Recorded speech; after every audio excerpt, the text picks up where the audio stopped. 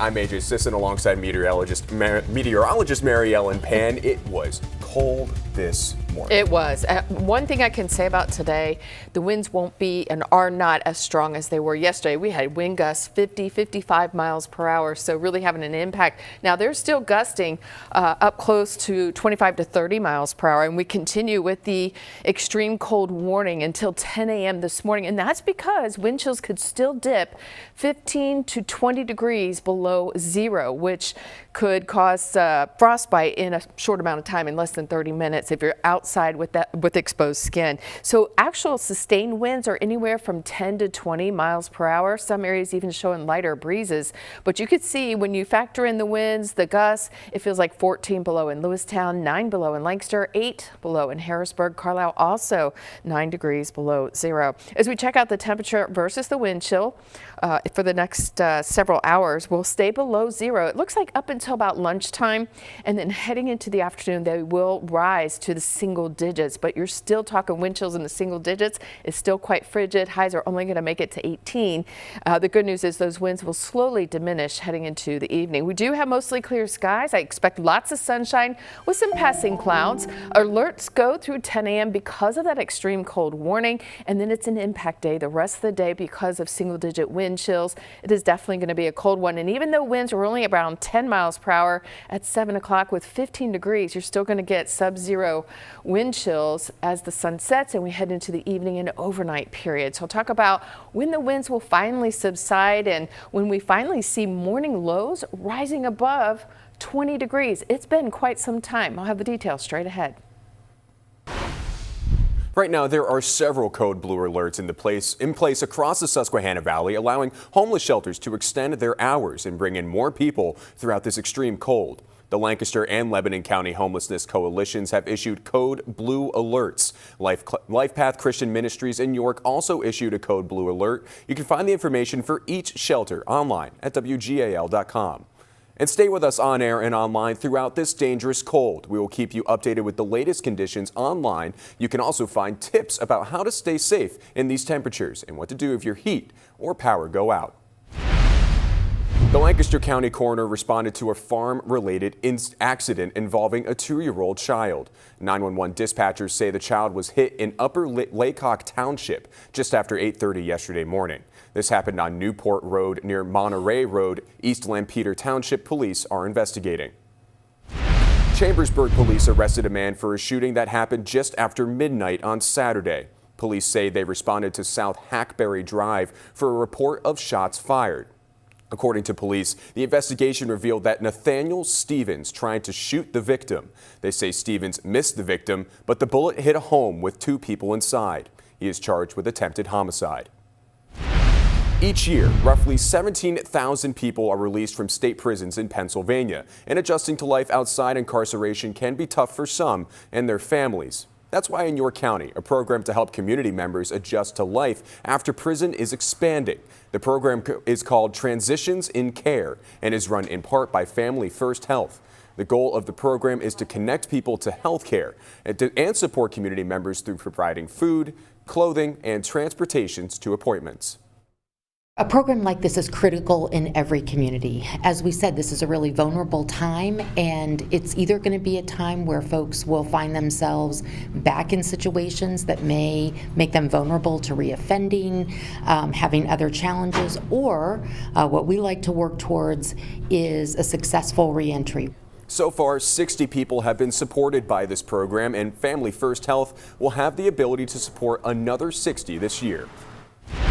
Crews in Franklin County put out this fire in Lurgan Township on Friday. The Pleasant Hall Volunteer Fire Company said the fire started on Roxbury Road around 10 in the morning.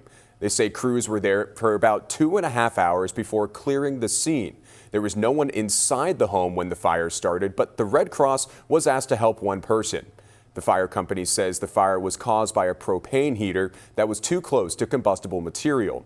They want to remind people to make sure that you have at least 3 feet of space around a portable heating unit.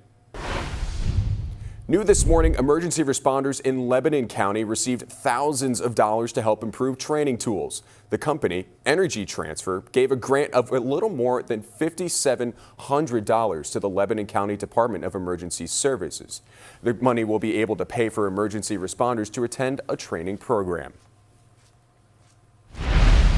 The Lancaster Art Vault, a gallery in the city, is featuring 2 exhibits for Black History Month. The exhibits are Expressions of Strength, a celebration of Black art and identity, and the other is called Grandma's Walls. The exhibits have a mix of visual artists and poetry. News 8's Matt Barquero spoke with 2 of the featured artists. We are joined by 2 of the artists who are featured in this exhibit. We have Lee Hinton, who is a published poet, and Keisha Finney, who is a visual artist, both in Lancaster. So thanks for being here to talk about the exhibit and your role in it.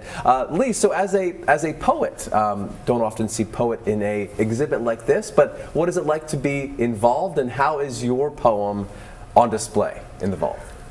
Well, when I got connected with Victoria, she said that the theme of the whole exhibit was expressions of strength. So I thought, well, should I write a new poem or should I look at what I have already? And I thought, well, I'll write a new poem.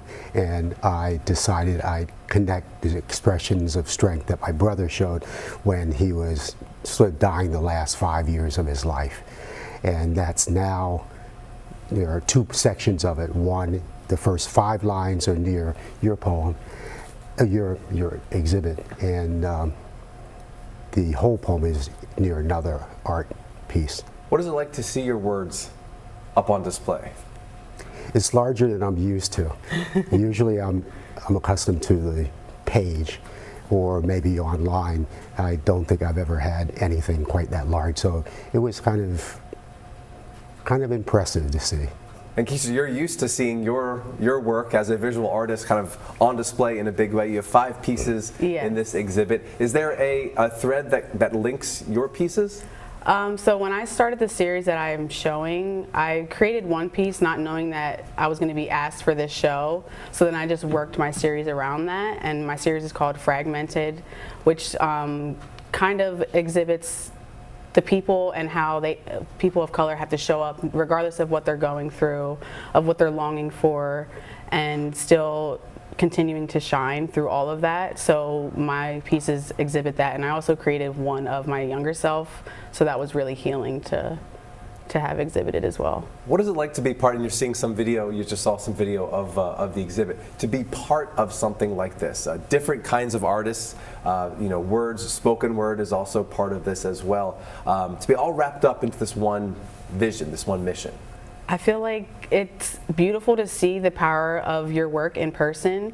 And as being artists, we're always in the room painting or solitude and all those other things, but seeing everybody else's art and seeing how all we have the same similar stories and we all can be together in one space is very powerful. And Lee, how about for you to see different generations of Yes. artists and poets coming together and really thriving in Lancaster?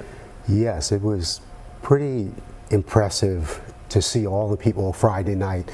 I was one of the elders who were there, but younger people who are writing and with energy and with emotion and focus too.